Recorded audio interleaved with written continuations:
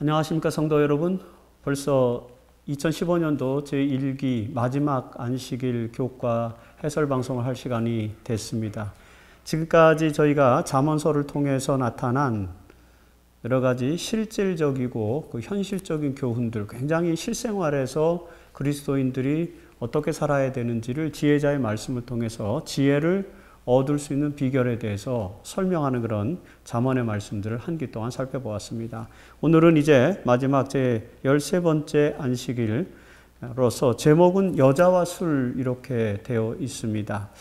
오늘 저희가 다루는 잠언의 내용은 31장을 중심으로 해서 이루어져 있는데 이 31장의 내용 속에서 특별히 저자가 강조하는 이 두 가지 절제의 덕목들을 설명하기 앞서서 이것과 관련된 두 가지 중요한 내용들을 먼저 검토를 해야 될 것입니다. 우선 첫 번째는 이 잠언 31장은 르무엘 왕에게 주는 권면으로 이렇게 기록되어져 있습니다. 르무엘 왕에게 그의 어머니가 주는 권면 형태로 되어 있는데 르무엘 왕이 누구인지에 대한 해석학적인 논의가 여러 가지가 있다는 것입니다.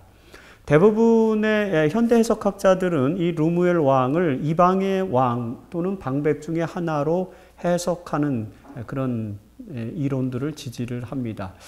과거에는 이제 유대인의 전승 그리고 그동안의 이 잠언서를 이해해왔던 2000년의 기독교 역사를 통틀어서 2000년 역사 속에서 해석되어 오는 전통을 따랐지만 18세기 후반 그리고 19세기 들어서서 이제 성서 비평이 강화되고 역사와 문화와 문맥 속에서 성경 텍스트를 분석하는 그런 학문적 이론들이 발전하다 보니까 여기서 표현하는 르무엘 왕이 구체적으로 누구인지에 대한 역사문학적 비평을 이제 도입하게 됩니다. 그러다 보니까 르무엘 왕으로 표현된 이 르무엘이라고 하는 단어가 어원적으로 기존의 전통 해석을 입증할 만한 그런 내용들이 없다 보니까 아마도 이것은 실질적인 왕의 이름인데 그 시대를 살았던 어떤 이방족 속 가운데 한 왕이나 방백 중에 하나였지 않았을까라는 그런 추론을 하면서 현대 해석학자들은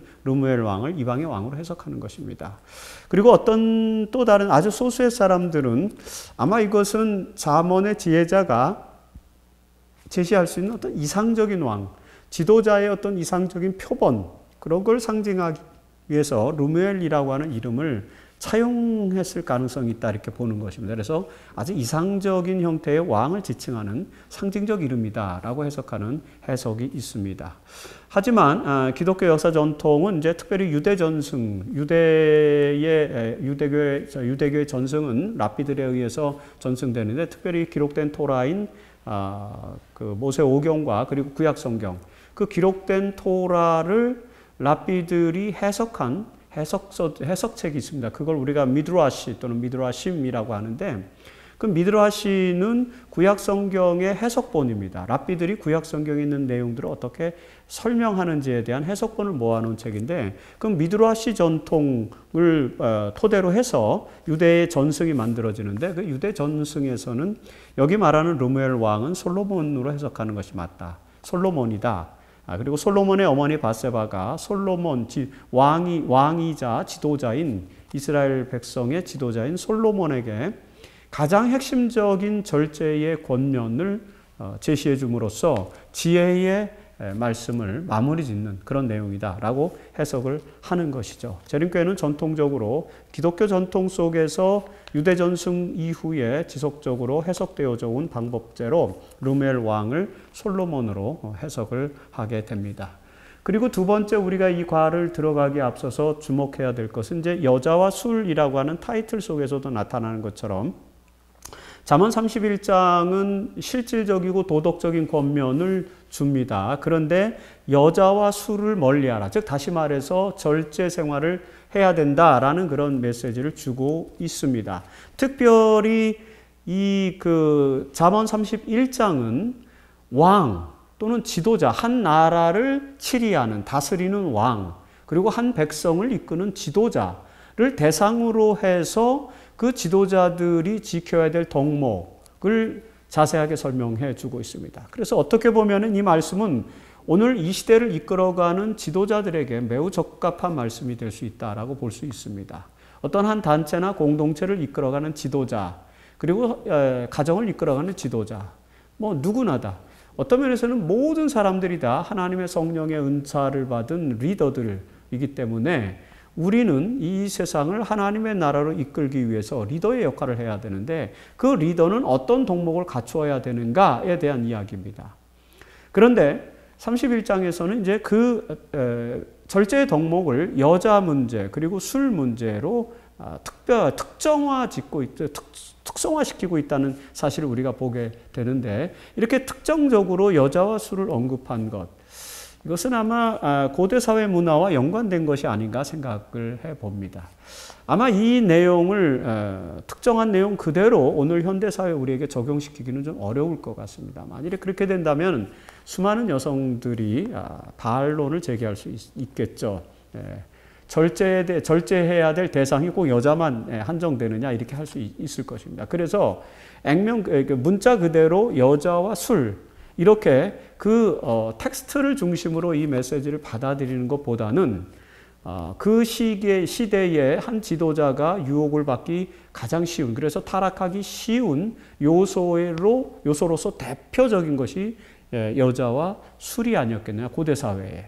오늘날 우리 시대를 이끌어가는 데 있어서 가장 우리가 절제해야 될 것, 우리를 유혹으로 끌고 가서 리더십을 망치고 지도자의 리더십을 흐트러뜨리는 그런 요소는 무엇인가? 라는 것을 생각해 봐야 되겠죠. 현대사회는 어떤 이런 문제보다는 훨씬 더 경제적인 문제라든지 이런 것들, 그리고 도덕적이고 윤리적인 문제들, 그런 것이 훨씬 더 오늘 우리에게 절제해야 될 대상 중에 하나가 아닌가라고 생각을 해봅니다.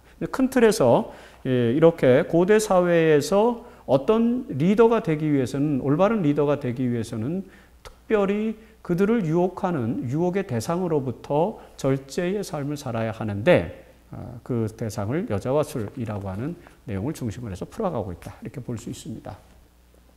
일요일부터 목요일까지의 5가지의 내용들을 분석해 보니까 이런 내용들을 교과의 목표로 잡을 수 있습니다. 우선 음주를 해서는 안 되는 이유에 대해서 아주 중요한 그런 메시지를 우리가 주고 있습니다. 비슷한 맥락이지만 그 다음 월요일 소지에서는 술은 구체적으로 어떻게 우리에게 해악을 가져다 주는가, 술의 해악은 구체적으로 무엇인가에 대한 이야기들을 우리에게 설명해 주고 있습니다.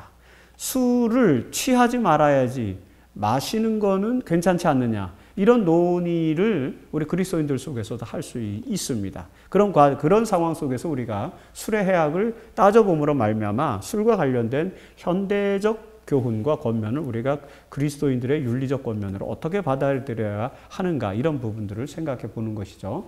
그 다음에 나머지 3개는 이제 현숙한 여인에 대한 메시지인데요. 우선 현숙한 여인을 얻는 것이 축복이다라는 그런 권면, 그 권면이 주는 교훈이 무엇인지를 우리가 생각해 보고, 그 다음에 현숙한 여인이 되기 위한 현숙한 여인의 삶의 자세, 그리고 현숙한 여인의 삶의 철학, 이런 것들을 살펴보는 것입니다. 여기 현숙한 여인이라고 하는 단어에 굳이 거기다가 여자만을 집어넣을 필요는 없는 것입니다. 우리가 현명하고 그 다음에 성숙한 그런 그리스도인으로 살기 위해서는 어떤 삶의 자세와 철학을 가져야 되는가, 이런 것들을 함께 생각해 볼 수 있는 그런 내용이 되는 것입니다. 자, 일요일 소지에서 음주를 해서는 안 되는 이유는 무엇인지에 대해서 잠언에서 말하는 내용들을 중심으로 해서 우리가 살펴보도록 하겠습니다. 사실 음주 문화가 너무 지금 활성화되어 있기 때문에, 물론 고대 사회에서도 음주 문화는 보편화되어 있다고 볼 수 있습니다. 경중을 따지기는 굉장히 어려워요. 인류 사회에 보편적으로 자리 잡고 있는 이 포괄적인 음주 문화, 이런 음주 문화를 우리가 어떻게 이해해야 되는지, 그 음주를 해서는 안 되는 이유를 토대로 해서 생각을 해보는 것이죠. 음주 문화는 어떻게 계속해서 지속적으로 발전하고 있습니까? 잠언 31장 6절에 이따 나중에 또 그 다음 그 월요일 소지에서 더 구체적으로 설명하겠지만, 포도주는 마음에 근심하는 자에게 줄지어다, 이런 제 표현이 있어요. 그 표현의 의미는 우리가 그 다음에서 설명하고, 우선 여기서 많은 사람들이 마음의 군심을 가지고 우울증에 빠지고 또 여러 가지 그 현실적인 삶의 어려움들을 봉착할 때 사람들은 이제 술이라고 하는 매개를 이용해서, 매체를 이용해서 그들의 근심을 풀려고 하는 것, 이런 것들, 우리 사회에서 점점 술을 접할 수 있도록 하는 그런 상황들이 보편화되고 있는 것들, 이런 것이 이제 음주 문화를 발전하게 만드는 그런 내용이다라고 하는 것이죠. 음주 문화가 보편화됨으로써 그리스도인들에게는 상당한 과제를 지금 갖고 있습니다. 이 세상 사람들로 하여금 어떻게 하면 절제하는 삶을 살도록 만들 것인가에 대한 과제도 있고요. 더 나아가서 그리스도인들 내부로 침투하고 있는 음주 문화의 개방성, 술을 조금 먹는 거는 문제가 없지 않느냐, 이런 문제들에 대해서 우리가 생각해 볼 필요성이 있습니다. 사실 방송이기 때문에 조심스럽지만 저는 이제 학생들하고 많은 상담을 하기 때문에 지역교회 학생들이나 그리고 대학에서 또 우리 재림 청년들과 더불어서 이제 그들을 지도하면서 만나서 이제 상담을 하다 보면은 의외로 우리 청년들 중에서도 음주 문화에 아주 이렇게 술 취한다든지 아주 일반 보통 사람들과 같은 그런 상황은 아니지만 어느 정도 음주 문화에 지금 개방되어 있는 그런 모습들을 가끔씩 보게 됩니다. 가끔씩 그런 청년들의 고백을 만나게 돼요. 그래서 이 음주 문화가 보편화됨에 따라서 그 보편화된 음주 문화가 그리스도인들의 삶의 내부에까지 침투해 들어와 있고요. 그리고 잘 아시겠지만 일부 로마 캐톨릭이라든지 아니면은 개신교회 중에서도 일부 이제 리버럴한 그런 개신교인들은 목회자들이나 신학자들도 음주 문화를 더 이상 이제 배타시하지 않고 음주를 하는 그런 모습들을 이제 보게 되죠. 이렇게 음주 문화가 보편화되는 상황 속에서 그리스도인들이 가져야 될 교훈과 권면을, 실제적인 권면을 찾는 것입니다. 잠언은 음주를 해서는 안 되는 이유에 대해서 이렇게 이야기를 합니다. 잠언 31장 4절에 독주를 찾는 것이 주권자들에게 마땅치 않다. 일단 리더는, 지도자들은 술을 마시는 것, 독주를 찾는 것은 바람직하지 않다고 권면하고 있고요. 그 다음에 31장 5절에서는 술을 마시면 법을 잊어버리고 송사를 굽게 한다는 것입니다. 즉 다시 말해서 그리스도인들은 이 땅에서 사회 정의를 실현하고 하나님의 정의를 구현하면서 살아가야 될 백성들이라는 거죠. 그렇다면은 그런 그리스도인들은 항상 올바른 법 그리고 올바른 송사를 할 수 있는 준비가 되어 있어야 되는데 정신적으로 영적으로 아주 건전한 상태에서 생활을 하는 습관을 가져야 되는 거죠. 그렇기 때문에 우리에게 하나님 나라의 정의, 하나님의 정의를 실현하는 그런 사명을 주셨다면, 그래서 우리가 그런 사명을 발휘해야 될 그런 대상이라면 우리는 술을 마시면 안 된다라고 생각할 수 있게 되는 것입니다. 그리스도인들에게 있어서의 음주의 폐해를 계속해서 설명을 하고 있죠. 레위기 10장에서 그 제사장들이 그 술을 먹지 않음으로 말미암아 거룩하고 속된 것을 분별한다는 그런 말씀도 있고요. 그 다음에 잠언 31장 8절에도 너는 말 못하는 자와 고독한 자의 송사를 위해 입을 열어라, 이런 말씀들이 있습니다. 결과적으로 술이라고 하는 것, 알코올 성분이 우리의 인체에 들어왔을 때에 그것이 우리의 정신에 미치는 영향, 이것은 우리가 굳이 과학적으로 의학적으로 설명하지 않아도 다 아는 사실들입니다. 그런 상황 속에서 올바른 정신과 판단력과 지혜를 갖고 살아가기 위해서는 한시라도 그러니까 술과 같은 그런 인간의 정신을 미몽 상태에 빠지게 하고 판단력을 흐리게 하고 이성을 상실하게 하는 이런 습관들을 우리의 삶 속에서 키워서는 안 된다라는 것을 분명하게 이해할 수 있게 되는 것이죠. 절제생활 34페이지에서 화이트부인은 아주 강력한 메시지를 주고 있는데 어떤 메시지냐면은 이 말씀 속에서 화이트부인은 술을 마시는 자들은 사탄의 파괴적인 가마 아래 있는 것이다. 즉 다시 말해서 술이라고 하는 매체가 사탄의 영향에 의해서 파생된 것이다 라고 설명하는 것입니다. 그것이 인간에 의해서 만들어진 것이지만 인간의 연약함과 악의 요소가 반영된 그런 프로덕션, 생산물이다 라고 볼 수 있습니다. 그렇기 때문에 우리가 술을 마시게 되면은 즉 비상식적이고 그 다음에 비지성적인 반지성적인 그런 영향을 끼치는 그런 술을 마시는 것 자체가 사탄의 파괴적인 가마 아래 놓이게 되는 것이다라는 것입니다. 술을 마시게 되면 사탄의 파괴적인 가마 아래 있죠. 왜 그래요? 그는 그들에게 그릇된 생각을 제시함으로써 그들의 판단력을 신뢰할 수가 없도록 하기 때문이다 라고 하는 것입니다. 우리는 생각해 봐야 됩니다. 오늘날 우리가 술을 마시지 않고도 판단력이 흐려지는데 하물며 술을 마시고는 어떻게 올바른 판단력을 가질 수 있겠습니까? 이 말씀을 통해서 음주를 금지하는 이유, 음주를 해서는 안 되는 이유를 이유로서 하나님께서 오늘 우리에게 주시는 말씀의 핵심의 교훈은 뭐냐면은 하나님의 정의를 실현하기 위해서 올바른 법과 올바른 송사를 해야 된다. 그렇게 하기 위해서는 이 세상을 합리적으로 올바로 이끌기 위해서는 지도자들이 독주를 찾지 말아야 된다 이런 것이거든요. 저희는 술을 마시지 않습니다. 재림교인들은. 재림교 지도자들은 술을 마시지 않습니다. 그럼에도 불구하고 술은 마시지 않는데 또 다른 어떤 부정적인 영향력과 가마력으로 인해서 올바른 송사를 하지 못하든지 또는 올바른 법을 이끌어가지 못하든지 올바른 하나님의 정의를 구현하지 못할 수가 있습니다. 따라서 단지 금주라고 하는 절제생활의 원칙을 넘어서서 이 말씀은 지도자들에게 합리적인 사고와 판단력을 가지고 이성적인 행정을 추구하도록 그래서 올바른 판단을 내리는 그런 지도자로서 살아가야 한다라는 그런 권면을 함께 주는 것입니다. 오늘 우리의 교회가 그리고 우리의 가정이 우리의 공동체가 얼마나 하나님의 이성에 맞춰서 하나님의 정의에 합당한 그런 방식으로 지도되고 있는가. 만일에 그렇지 않다면 우리의 그 합당한 송사 그리고 합당한 정의를 구현하지 못하게 하는 요소는 무엇인가? 술을 마시지 않는 우리에게.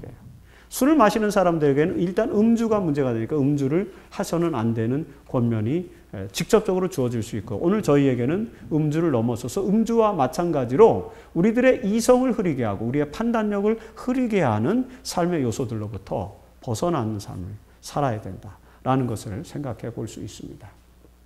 배울 점은 이런 것입니다. 음주 문화가 발전하는 사회에서 그리스도인의 생활 양식을 지켜야 한다. 그리고 두 번째, 지도자들은 금주를 통해 올바른 판단력과 분별력을 가져야 한다. 더 나아가서 지도자들은 반드시 우리의 판단력과 분별력을 흐리게 하는 그런 요소로부터 벗어나기 위해서 끊임없이 노력해야 된다라는 사실을 생각해 보게 해줍니다. 술과 관련된 이야기가 월요일 소지에서 계속해서 이어집니다. 특별히 이제 월요일 소지에는 술이 구체적으로 어떤 해악을 끼치는가라는 그런 말씀을 주게 됩니다. 아까 방금 전에 말씀드렸던 잠언 31장 6절에 여기 독주는 죽게 된 자에게 주고 포도주는 마음에 근심하는 자에게 주어라는 이 말씀. 굉장히 긍정적인 표현이기 때문에 술이 금지된 것이 아니라 적당한 상황과 환경 속에서는 술이 허용된 것이 아니냐라고 해석할 수도 있는 그런 부분입니다. 왜냐하면은 마음에 근심하는 자, 우울증 환자라든지 마음에 심각하게 불안하고 근심하기 때문에 그 불안과 근심을 해소해 주도록 이 적정한 양의 알코올을 이렇게 포도주를 술을 제공해 줄 필요가 있다고 말씀하는 것이 아니냐라고 이렇게 해석할 수 있는 그런 부분이죠. 물론 이제 본문의 내용의 본질은 그런 것은 아닙니다. 왜냐하면 이 말씀은 잠언서 전체의 말씀과 조화롭게 읽어야 하는 말씀이시죠. 그래서 이제 잠언 23장 31절에도 보면은 알코올은 중독성이 있기 때문에 피해야 한다라는 음주와 관련한 잠언의 교훈이 있지 않습니까? 포도주는 붉고 잔에서 번쩍이며 순하게 내려가나니 너는 그것을 보지도 말지어다. 이렇게 중독성 있는 알코올을 절대적으로 피해야 한다는 이 잠언의 교훈과 이것이 일치돼야 되기 때문에 잠언 31장 6절의 말씀은 적당히 필요로 되는 자에게는 어느 정도의 적당한 음주를 허용해야 된다라는 그런 말씀보다는 지금 여기 독주는 죽게 된 자에게나 줘라. 포도주는 마음에 근심하는 자들에게나 줘라. 이렇게 말했을 때고 죽게 된 자 또는 마음에 근심하는 자 이런 표현의 대상이 다 악인의 그룹을 상징하는 그런 표현들입니다. 즉 다시 말해서 포도주와 독주는 악인들이 즐기는 그런 것이다. 악인들에게 속한 것이다. 그래서 하나님의 진정한 백성들은 독주나 포도주를 멀리해야 된다라는 그런 말씀으로 우리가 해석을 해서 읽으면 되는 것입니다. 잠언 31장 9절에 가면은 이 음주가 끼치는 가장 큰 해악을 그 일월소지에서도 우리가 다뤘지만 결국에 이렇게 말씀하는 것입니다. 너는 입을 열어 공의로 재판을 하라. 하나님의 정의를 실현해야 되는 것입니다. 궁핍한 자를 신원해야 되고 이 세상에 억울한 사람들 그리고 이 세상에 불행한 사람들 이 세상에 누군가의 도움이 필요로 되는 사람들이 너무나도 많습니다. 하나님께서는 인류 사회를 인간을 소셜 비잉, 사회적 공동체, 사회적 존재로 만들어 주셨어요. 공동체 안에서 우리는 사회적으로 서로가 서로에게 해야 될 역할과 사명이 있는 것입니다. 그런데 실제로 우리 주변에 많은 사람들이 궁핍하고 또는 위로가 필요하고 권면이 필요하고 또 도움이 필요한 그런 사람들이 있는데 그런 사람들에게 그리스도인들은 공의로운 재판 또는 공의로운 송사 그리고 이 사회의 정의를 하나님의 정의를 실현해야 되는 그런 사람들이죠. 그렇기 때문에 음주를 해서는 안 되는 거예요. 음주는 결과적으로는 우리의 공의를 굽게 만들기 때문에 하나님의 정의를 실현하지 못하도록 만들기 때문에 하지 말아야 된다는 것입니다. 오늘날 우리 사회에 하나님의 정의가 실현되지 못하게 만드는 수많은 요소들이 있어요. 그것이 단지 음주, 이렇게 술만은 아닌 것입니다. 그래서 음주를 포함한 다른 많은 요소들 속에서 하나님의 정의를 실현할 수 없는 요소들, 하나님의 정의를 실현할 수 없도록 만드는 것들은 우리가 피해야 된다. 그런 부분은 절제해야 된다. 이렇게 이 말씀을 분명하게 이해를 할 수가 있을 것입니다. 그래서 술의 해악과 관련된 내용들을 잘 이해를 해 주시면 좋겠습니다. 화이트인이 절제생활 12페이지에서 더 앞에 부분보다 더 좀 강력한 그런 말씀을 주고 있습니다. 포도나 밀이나 그 밖에 하나님께서 식물로 주신 것들을 취하여 독성으로 변화시켜 그것으로 사람의 육체와 정신과 도덕적인 능력을 파괴시키고 분별력을 정복함으로써 사탄이 완전히 지배하고자 하는 것이다. 결국엔 사탄의 전략이라는 것입니다. 술과 같은 이런 음주 문화는 사탄의 전략의 결과이기 때문에 하나님의 백성들은 예수 그리스도의 능력과 성령의 은총에 힘입어서 하나님의 나라를 구현해야 되기 때문에 이런 사탄에게 정복당하는 사탄에게 지배당하는 그런 일로부터는 멀어져야 된다라고 분명하게 말씀을 하고 있지 않습니까? 자, 배울 점. 사탄이 고안한 술은 중독성이 있으므로 피해야 한다. 너무나도 분명한 말씀이기 때문에 우리가 다 잘 아는 말씀입니다. 그런 것들을 하나님의 말씀에 기초해서 한 번 더 점검을 하는 것이죠. 두 번째, 지도자는 공의를 굽게 하는 일체 습관을 버려야 한다. 이게 굉장히 중요한 것입니다. 단지 술 문제가 아니에요. 단지 여자 문제가 아닌 것입니다. 우리의 공의를 굽게 하고 하나님의 정의를 굽게 만들어버리는 그런 일체의 영향력으로부터 우리가 벗어나기 위해서는 절제하는 삶을 살아야 된다라는 그런 말씀을 주시는 거죠. 그래서 과연 내가 내 삶 속에서 나의 판단력이 하나님의 정의로 흐르지 않고 이 세속과의 타협으로 흐르게 하는 그런 요소들은 어떤 것들이 있을까? 이런 부분들을 면밀하게 잘 살펴야 되는 것입니다. 그래서 그런 일체 습관을 버리는 것이 굉장히 그리스도인들에게는 중요하다는 말씀을 주고 있습니다. 화일소지부터 나머지 세 이야기는 이제 현숙한 여인에 대한 이야기입니다. 잠언에서 가장 유명한 말씀, 잠언 31장 10절. 누가 현숙한 여인을 찾아오겠느냐? 그의 값은 진주보다 더하니라. 우리 그 성도님들 중에서는 진주보다 더 값진 이 보물을 이미 얻으신 분들이 굉장히 많이 있으시지 않습니까? 우리의 배우자들 또는 우리 주변에 많은 그런 현숙한 여인들, 교회에도 그런 분들이 있을 거예요. 마르다와 같은 또는 마리아와 같은 그런 분들, 교회를 위해서 묵묵히 헌신하고 희생하는 분들, 가정을 위해서 지혜롭게 헌신하고 희생하는 분들, 그리고 또 한 사회를 위해서 그렇게 노력하는 분들, 우리 주변에 많은 그런 현숙한 여인들, 그런 존재들이 많을수록 우리의 밸류, 가치는 올라가는 것이죠. 단지 여기다가 여인만 대입하지 마시기 바랍니다. 우리 모든 그리스도인들은 다 지혜로운 자, 지혜로운 사람이 돼야 되는데 내 옆에, 내 주변에 지혜로운 사람이 있다는 것, 그래서 그 지혜로운 사람과 뜻을 함께 할 수 있는 계기를 얻는 것, 그것은 보물과도 같은 일이다라고 이렇게 정의를 해볼 수 있겠죠. 자, 여러분, 현숙한 여인은 어떤 특징으로 묘사됩니까? 잠언 31장의 10절부터 27절까지 내용을 쭉 읽어보면은 현숙한 여인은 지혜롭다. 현숙한 여인은 선을 행한다. 현숙한 여인은 강인하다. 현숙한 여인은 현명하다. 그리고 현숙한 여인은 칭찬받고 칭송을 받는다. 이런 이야기를 합니다. 잠언 31장 28절에 아주 현숙한 여인의 놀라운 특징은 뭐냐면 자식들이 일어나 그녀에게 감사하고 그의 남편은 칭찬하기를 마지 않는다는 것입니다.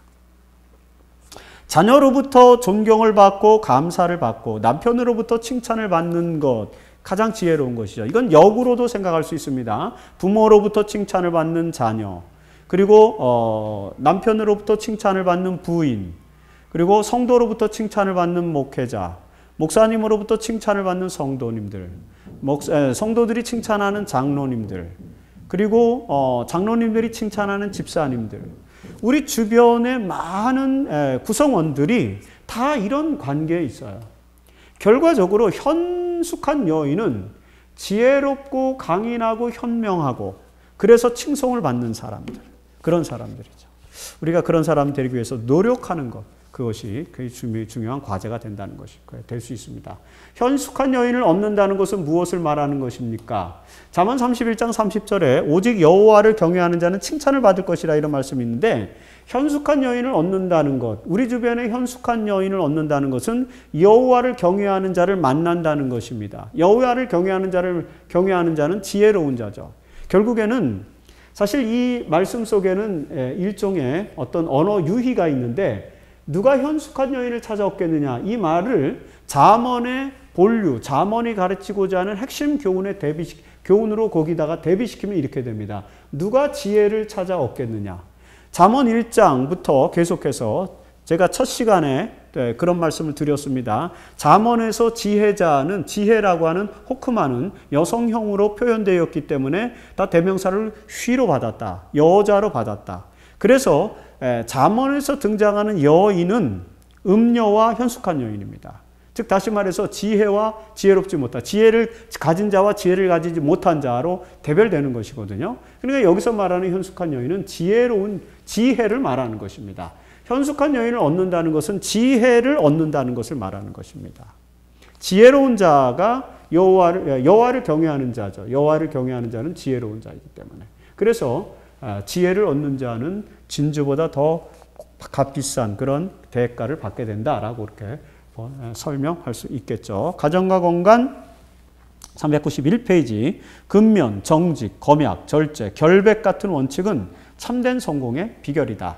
잠언에 설명된 것 같은 원칙들은 실제적 지혜의 보고이다. 상인이든 공인이든 자기 자신을 위하여 현인의 말씀처럼 적절한 격언을 다른 어느 곳에서 찾을 수 있는가라고 화이트부인 또 권면하고 있습니다. 자, 배울 점은 현숙한 여인은 지혜롭고 강인하고 칭찬을 받는 사람이라는 것이고요. 두 번째, 현숙한 여인은 여호와를 경외하는 사람을 말하며 현숙한 여인을 찾는다는 것은, 찾아 얻는다는 것은 지혜를 구하여 얻는 것을 말한다라고 정리를 해볼 수 있습니다. 자, 그렇다면은 이 현숙한 여인은 어떤 삶의 자세를 가지고 살아가는가? 현숙한 여인의 삶의 자세는 어떤 것인가가 수요일 소지에 정리되어 있죠. 제목 자체도 그녀의 일이라고 하는 것입니다. 우선 현숙한 여인의 삶의 자세를 특징 짓는 것은 잠언 31장 12절에 보면은 남편에게 선을 행하고 악을 행하지 않는다는 것입니다. 물론 그 전에 말씀을 보면은 남편의 산업이 핍절하지도 않고 이런 말씀도 있어요. 현숙한 여인의 삶의 자세는 남편의 산업이 핍절하지 않도록 서포트하고 지원하고 도와줍니다.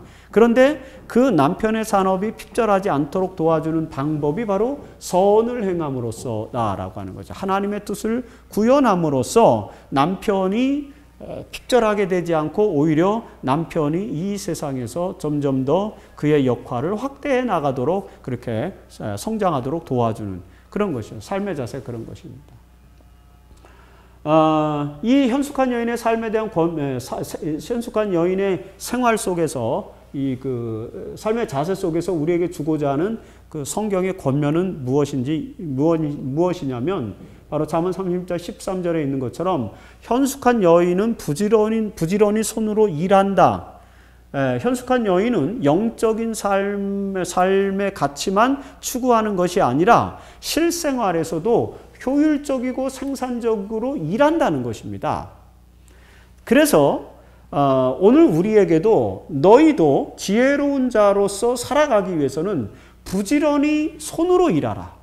머리로도 일하고 그 다음에 영성으로도 우리가 하나님의 사물을 추구하고 영적 사물을 추구하고 신앙생활을 하고 열심히 교회생활을 하고 그 다음에 지성적인 활동도 열심히 하지만 그것만이 전부가 아니라 그 일상생활에서도 매우 효율적이고 생산적인 일을 해야 된다는 것입니다. 이 현숙한 여인의 특징을 설명하면서 잠언 31장에서 지혜자는 이 일을 강조해서 노동의 신성성이라고 말할 수도 있겠죠. 기독교 윤리에서 가장 중요한 덕목 중에 하나가 노동을 신성하게 여기는 것입니다. 이 근면하고 부지런하고 그 다음에 절제하고 겸손하고 이런 노력들을 통해서 열심히 일하는 것이죠. 열심히 일하면은 자본주의적 그런 사회, 사유재산이 인정되는 그런 사회 속에서는 자연적으로 자본이 쌓인다. 이게 19세기 막스 베버가 사회학을 창출하면서 밝혀낸 그런 이론 아닙니까? 그리스도인들은 프로테스탄트 윤리를 가지고 사는데 그 프로테스탄트의 윤리는 뭐냐면 지혜로운 생활에 대한 권명과 같이 부지런히 손으로 일하는 열심히 일하고 노력하는 그런 윤리를 가지고 있어 프로테스탄트가. 그런 윤리는 자본주의 정신에 부합한다라고 하는 거죠. 막스 베버가 볼 때. 그래서 그리스도인들이 모여서 사는 곳에서는 경제적으로 부유해진다. 풍요로워지고 자본주의가 발전한다. 라고 이렇게 이야기했습니다.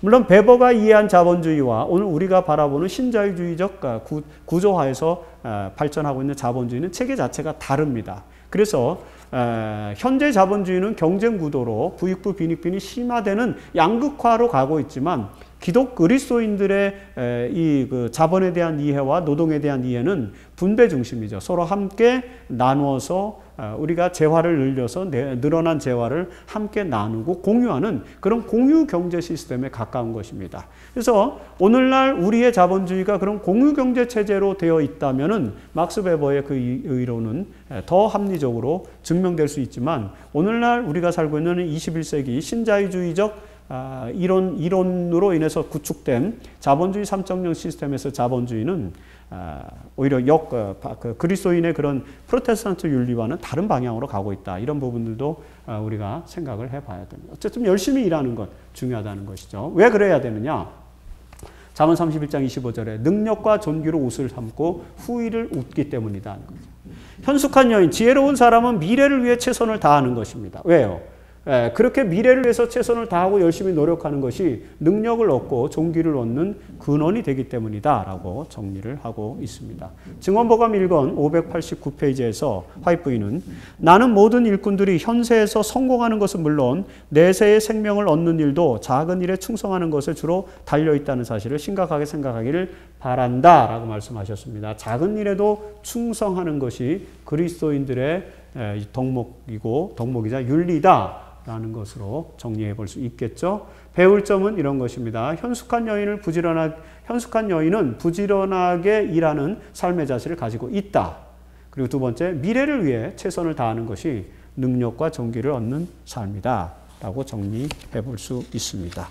자, 목요일 소지에서는 이제 그 현숙한 여인, 지혜로운 자들의 삶의 철학은 그럼 무엇이냐? 아까는 삶의 방법을, 생활 방법을 이야기했다면 이번에는 삶의 철학을 말하는 것입니다. 우선 잠언 31장 20절에 아주 중요한 말씀이 있습니다. 곤고한 자, 그 현숙한 여인은 곤고한 자에게 손을 펴고 궁핍한 자를 위하여 손을 내민다. 지혜로운 그리스도인들은 현숙한 여인과 같은 지혜로운 그리스도인들은 타인을 위한 삶을 사는 타자성의 철학을 가지고 있다는 것입니다. 20세기 임마누엘 레비나스가 강조한 타자성의 철학. 모든 생명체는 자기 자신의 생명을 다른 생명으로부터 공급받아야만 생명을 유지할 수 있다. 따라서 우리의 삶의 가치를 타자를 의식하고 타자를 중심으로 생각하는 것은 굉장히 중요하다. 다른 사람들, 다른 존재들을 존귀하게 여기는 삶의 철학, 그것이 타자성의 철학입니다. 이 현숙한 여인이 잠언 31장 20절에서 보여주는 현숙한 여인의 철학도 역시 타자성의 철학을 가지고 있다. 제7안식일 예수재림교회가 21세기에도 여전히 희망의 종교로, 희망의 교회로 성장하고 많은 사람들에게 희망의 메시지를 전달해 주기 위해서는 우리가 타자성의 철학을 가르쳐야 돼요. 타자성의 철학을 본받아야 됩니다. 재림교회는 사회에서 독립된 존재이면서 독립된 그룹이지만 한편으로는 독립됐지만 독립된 것뿐만 아니라 또 이 세상에 속해서 살아야 되는 것입니다. 그래서 과거 로마 시대의 그리스도인들은 이 세상에 속해 있지만 이 세상에 속하지 않은 것처럼 산다. 즉 다시 말해서 이 세상에 속해 있지만 이 세상의 영혼, 소울로서 존재한다. 라는 그런 말씀을 초창기에 기독교 변증론자들이 로마의 철학자들 앞에서 호소를 했는데 그런 호소가 우리에게 필요합니다. 재림교회는 이 세상에 속해서 이 세상의 소울, 영혼으로 존재한다. 하나님의 모든 뜻과 삶의 철학에 구현되는 그런 존재자들로서 이 세상을 살아가고 있다라는 그런 의식, 그런 철학 우리에게 필요하다는 것입니다. 언어 철학에 있어서도 현숙한 여인은 잠언 31장 26절에 입을 열었을 때마다 지혜를 베풀고 그 다음에 인내의 법을 말한다 하는 것이죠. 인내의 언어 생활 습관을 우리가 가져야 된다. 항상 인자하고 그 다음에 사랑스럽고 부드럽고 지혜롭고 그리고 공손하고 겸손하고 다른 사람을 높이고 다른 사람을 도와주는 그런 언어 철학, 그것이 우리에게 필요하다는 것을 설명해 주고 있습니다. 이런 타자성의 철학을 갖는다든지 또는 언어 철학, 언어 생활 습관, 긍정적이고 바람직한 언어 생활 습관을 갖고 살아가는 이유, 현숙한 여인이 그런 철학을 가지고 살아가는 이유가 무엇이냐? 그 근원이 있습니다. 잠언 31장 30절이죠. 고운 것도 헛되고, 그렇죠? 오직 여호와를 경외하는 여자는 칭찬을 받게 된다라고 하는 것입니다. 우리의 외모 또는 우리의 어떤 겉으로 드러나는 또는 내가 가지고 있는 권력, 내가 가지고 있는 금전력, 이런 것들, 그런 것들은 다 삶의 철학에 있어서 근원적인 것이 못 된다는 것입니다. 그런 것으로는 타자성의 철학이나 진정한 언어 생활 습관을 가질 수 없다는 것이죠. 오직 여호와를 경외하는 여자만이 현숙한 여인이다. 그래서 오늘 우리들에게도 여호와를 경외하는 지식이 가장 궁극적인 삶의 철학이 되어야 할 것이다 라고 설명해 주고 있습니다. 가라필 분기별 3권 239페이지. 그리스도의 은혜는 조악한 것을 정련시키고 거친 것을 부드럽게 하며 이기적인 것을 관대하게 하면서 모든 사람을 변화시킨다. 그것은 성미와 음성을 지배한다. 그리스도의 은혜가 우리 안에 있을 때 우리가 여호와를 경외하고 여호와를 경외하는 마음 속에서 그리스도의 은혜가 우리 안에 거할 때 이런 진정한 현숙한 여인의 삶의 철학을 갖고 살아갈 수 있다라고 정리할 수 있습니다. 배울 점, 현숙한 여인은 타자성의 철학, 인내의 법칙을 가지고 살아간다는 것. 두 번째, 여호와를 경외하는 것에서부터 현숙한 여인의 삶의 철학이 형성된다라는 내용으로 정리해 볼 수 있습니다. 자, 이제 이번 2015년도 제1기교과의 대미를 장식하는 마지막 그런 금요일소지죠. 더 깊은 연구를 위해서. 모든 과정을 마칩니다. 그리고 잠언의 겉면들을 우리가 총정리를 했습니다. 화이트인의 말씀을 통해서 우리가 오늘 우리에게 주어진 여자와 술이라고 하는 그런 타이틀로 주어진 겉면을 통해서 절제 생활, 하나님의 백성들, 그리고 또 이 세상을 이끌어가는 리더들, 왕이나 그리고 지도자들, 그리고 모든 교회의 지도자들, 그리고 가정을 다스리는 부모님들, 모두가 다 지도자니까 우리들에게는 절제 생활이 필요하다. 그런데 그런 절제 생활을 화이트는 더 나아가서 청소년들에게도 가르쳐야 된다라고 이렇게 이야기하고 있습니다. 교육 217페이지입니다.